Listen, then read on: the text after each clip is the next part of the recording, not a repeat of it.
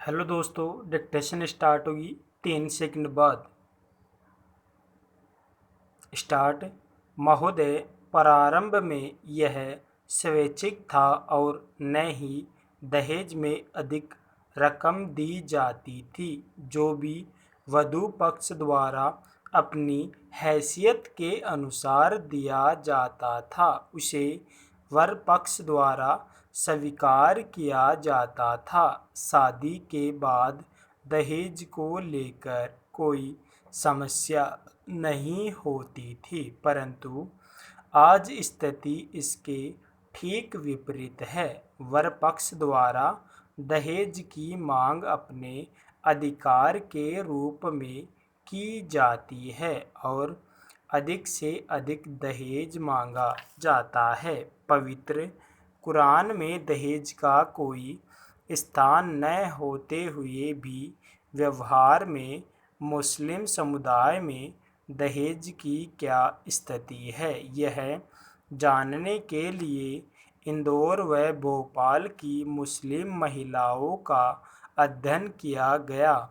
सन 1991 की जनगणना के अनुसार भोपाल में मुस्लिम परिवारों की संख्या 28,177 है, जिसमें 89,986 स्त्रियां हैं। इंदौर में मुस्लिम परिवार 14,000 है। इनमें स्त्रियों की संख्या 50,000 है। जनसंख्या में परिवारों की संख्या के अनुपात के आधार पर इंदौर से 175 परिवार व भोपाल से 325 परिवार लॉटरी प्रणाली से चुनकर प्रत्येक परिवार की एक स्त्री को अध्ययन के लिए चुना गया। साक्षरता अनुसूची के आधार पर किए गए अध्ययन के अनुसार इंदौर व भोपाल की मुस्लिम स्त्रियों के विवाह में दिए गए दहेज की स्थिति स्पष्ट होती है। तालिका से स्पष्ट है कि दोनों ही शहरों में स्त्रियों के विवाह में दहेज दिया गया। कुल 500 महिलाओं में से 96% महिलाओं के विवाह में दहेज दिया गया। इनमें इंदौर की 86% व भोपाल की 97% महिलाओं के विवाह में दहेज दिया गया। परिवारजनों की हैसियत के अनुसार दहेज सामग्री में कपड़े, बर्तन, जेवर आदि दिए गए। पेरा। कुल 500 महिलाओं में 3% महिलाओं के विवाह में कोई दहेज नहीं दिया गया। इनमें इंदौर की 1% महिलाएं हैं और भोपाल की 2% महिलाएं हैं। इन्होंने परिवारजनों की मर्जी के खिलाफ कानून प्रतिबद्धता से विवाह किया है। इसी कारण उनके विवाह में दहेज नहीं दिया गया। इस संबंध में सर्वाधिक महत्वपूर्ण तथ्य यह है कि क्या दहेज के कारण स्त्रियों को प्रताड़ित किया जा रहा है। निम्न आंकड़े इसी संबंध में हैं। आंकड़ों से स्पष्ट है कि कुल 500 महिलाओं में 2% महिलाओं को दहेज के कारण ससुराल में परेशानी उठानी पड़ी। इनमें इंदौर की 1%, भोपाल की 2% महिलाएं हैं। इंदौर की तुलना में भोपाल की महिलाओं को कम परेशानी उठानी पड़ी। इसका कारण शिक्षा और आर्थिक आत्मनिर्भरता है। कुल 500 महिलाओं में 97% महिलाओं को दहेज के कारण ससुराल में परेशानी नहीं हुई। इनमें इंदौर की 96% व भोपाल की 97% महिलाएं हैं।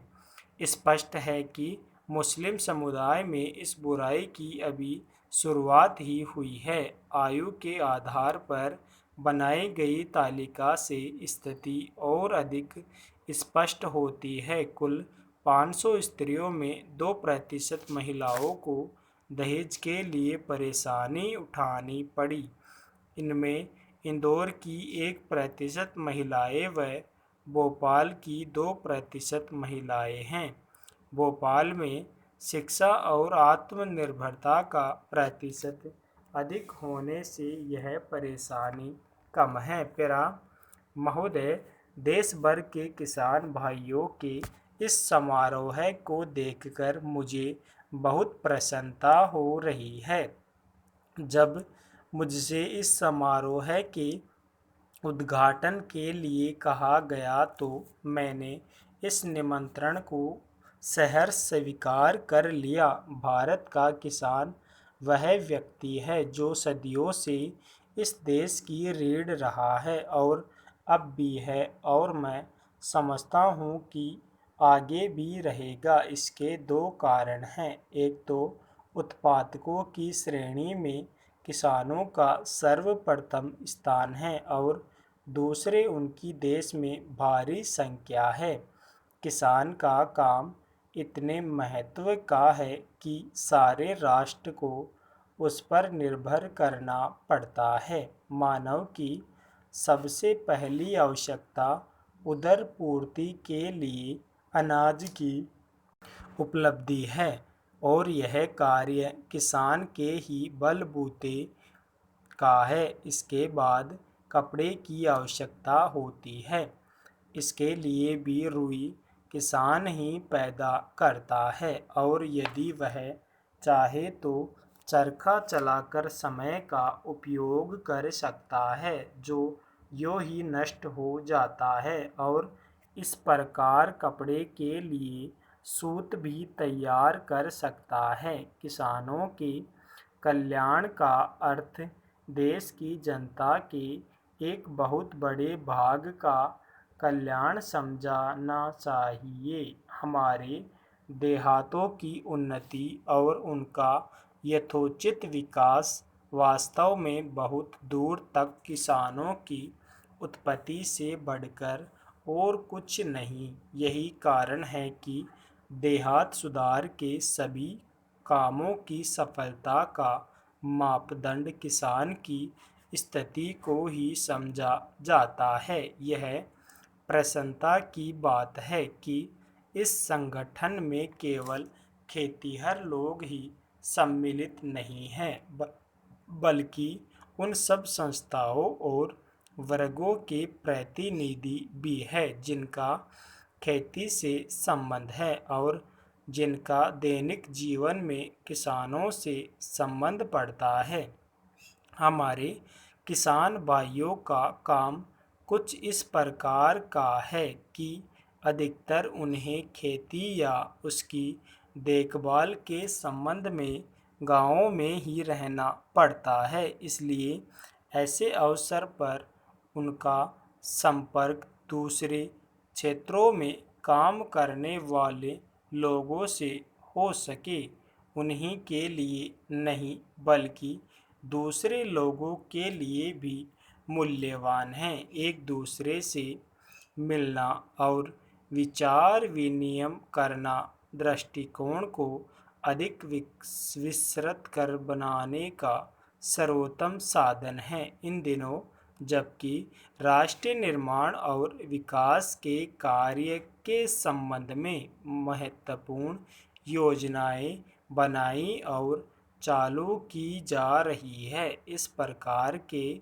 संपर्क और एक दूसरे के विचार जानने का विशेष महत्व है। पेरा इसलिए मैं इस आयोजन का हृदय से स्वागत करता हूं और इसके संयोजकों को बधाई देता हूं। पेरा मैं समझता हूं कि दूसरी बातों के जानने के साथ साथ एक बात ऐसी है जिसका ज्ञान सहज और सुग्राह्य रूप से किसानों तक पहुंचना अत्यंत आवश्यक है। शिक्षित समाज और की धारणा यह है कि हमारे देश के किसान रूढ़िवादी है और वे अपनी पुरानी रीति नीति को जल्द नहीं बदलते। इसलिए उनमें नए विचार अथवा नई प्रतिक्रियाओं का प्रचलन बहुत कठिन होता है। मैं समझता हूँ कि यह एक अत्यंत भ्रामक विचार है, यह सच है। स्टॉप।